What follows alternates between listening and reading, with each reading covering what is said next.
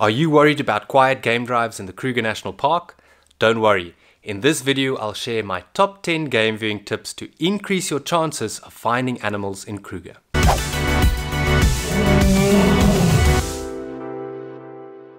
I'm Phileas Steyn and I'm the Safari Expert, and on this channel I share a wealth of safari related information, including which camps to stay at, what activities to do, and even awesome sightings. And before I share my top 10 game viewing tips with you, please make sure to subscribe to my channel and make sure to check the description below for any important links and information. No matter when you visit the Kruger National Park, you're never guaranteed of seeing everything that you want to see. There are so many factors influencing your game viewing success. Things like the time of the year, the weather patterns, or what part of the park you're exploring. And of course, luck. If luck is on your side, you could literally see the big five in one drive. But if it's not, it could seem like all the animals are on holiday, leaving you to admire the scenery. But fortunately, there are a few things that you can do to increase your chances of finding animals, irrespective of the time of the year that you're traveling or where you are staying in the park. In this video, I'm going to share with you my top 10 game viewing tips for the Kruger National Park. But before I do so, make sure you watch till the very end of the video, where I will share a sneaky tip that really does make a difference. Tip number 1. Drive the right time of the day. Animals are typically most active early in the morning and late in the afternoon. If you drive during the hotter times of the day, especially when it's sunny, chances are that most of the animals have already escaped the heat by moving into the thickets and seeking out shade. By leaving first thing in the morning and driving around just before sunset, you give yourself a better chance of bumping into animals, and especially predators, when they are active. Your best sightings will typically be the first 2 hours after the gates open in the morning and the last 2 hours before they close. And because of the stunning golden colors, these happen to be the best for photography as well. Tip number 2. Search in the right areas. One of the biggest mistakes that first-time visitors to the Kruger National Park make is thinking that you can see all the species in the park right throughout the park, when in reality you really have to look for specific species in specific habitats. Kruger's habitats are immensely diverse.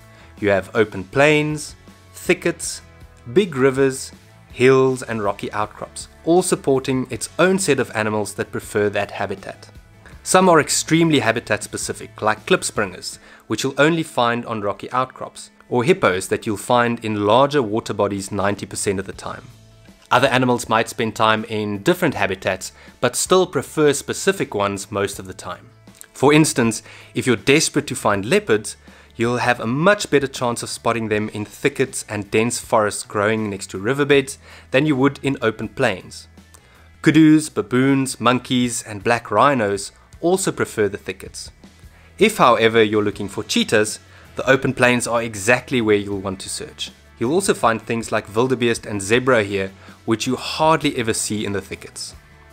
So the more you know about the habitat preference of the species you're trying to see, the better your chances of finding them when you plan your game drive routes. And now some of you are probably wondering, how on earth do I know which habitat or habitats each road runs through? Good question. I still use this old wonderful map that I bought years ago, and that actually shows you all the different habitats and roads.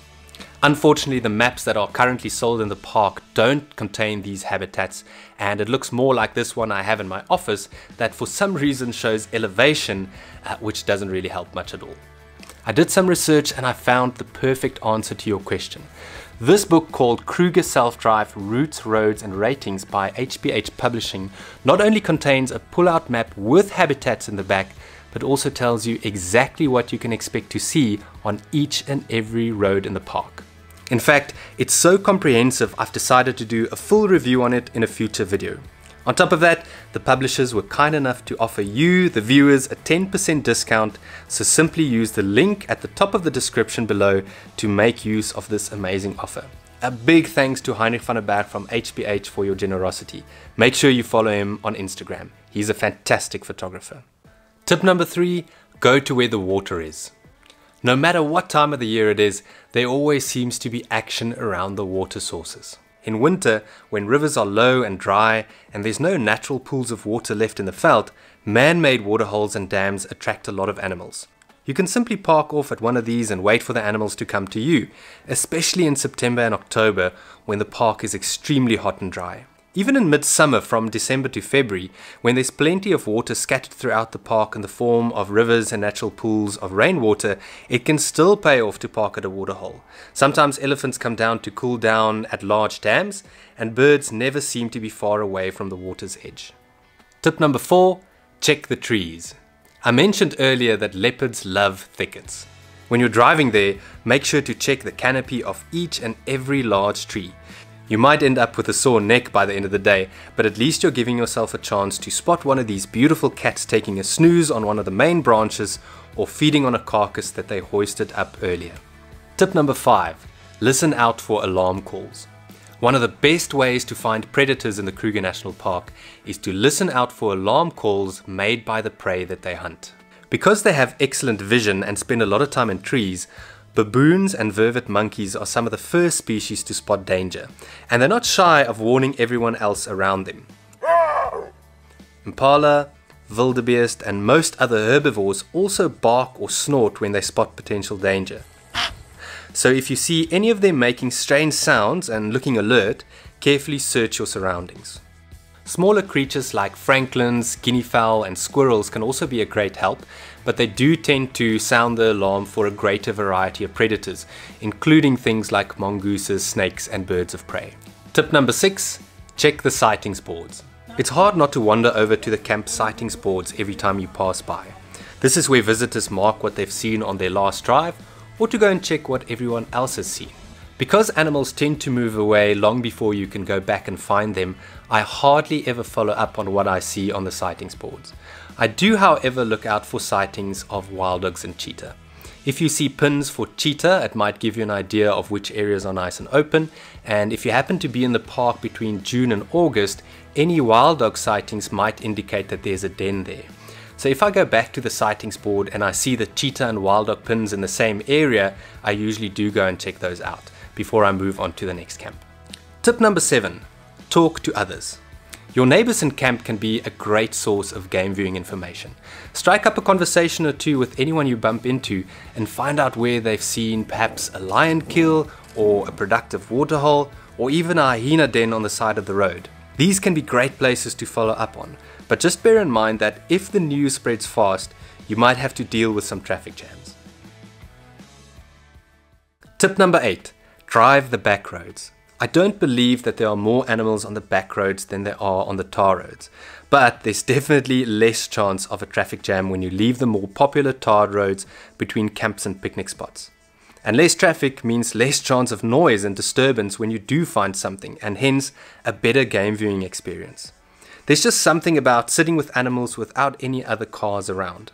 My advice, drive away from the park's main entrance gates early in the morning because that's where a lot of the day visit traffic will come from, and turn off onto gravel back roads as soon as you can.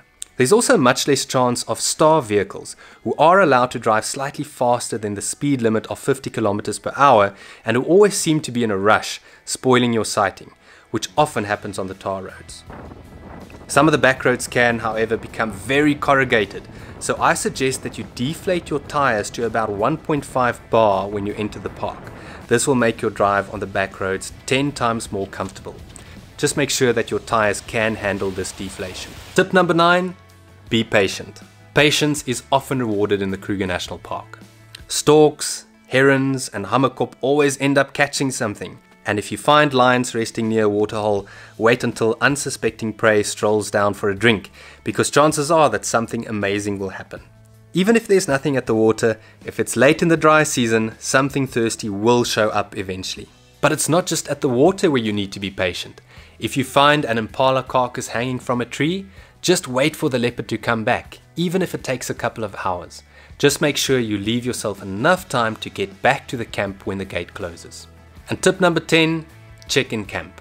Don't underestimate the amazing sightings you can have inside camp itself. Bushbuck, vervet monkeys and warthogs seem to be resident in most camps these days. Not to mention a massive variety of birds that, in most cases, have become extremely accustomed to humans. Check for fruit bats hanging under the thatched roofs in Skukuza, or bush babies that sleep in the boundary fence post during the day in Crocodile Bridge. And it's always worth taking a stroll along the campsite boundary in Satara after your afternoon game drive, because elephants and spotted hyenas often make an appearance. Please remember not to feed these animals, because if they do become a nuisance, they will have to be put down by park officials. And there you have it, there's my top 10 tips for game viewing in the Kruger National Park. And as promised, here's a sneaky bonus tip to thank you for watching right until the end. Woohoo! Rather than queuing up at the camp gates first thing in the morning, leave about 10 to 15 minutes after they open. It just means that the die-hard early birds that queue up and usually rush out when the gates open are long gone, and the guys who get up later, well, they're still in bed. So all this means is that you have a chance of having the roads around camp to yourself for the first half an hour to hour in the morning, something that I place a lot of value on in the Kruger National Park. I'd love to hear your top tips for game viewing in the Kruger National Park in the comments below, and also let me know which ones of mine you like best. Please consider subscribing to my channel, and remember to click the little bell if you want to be notified every time I upload a new video. Thanks for watching.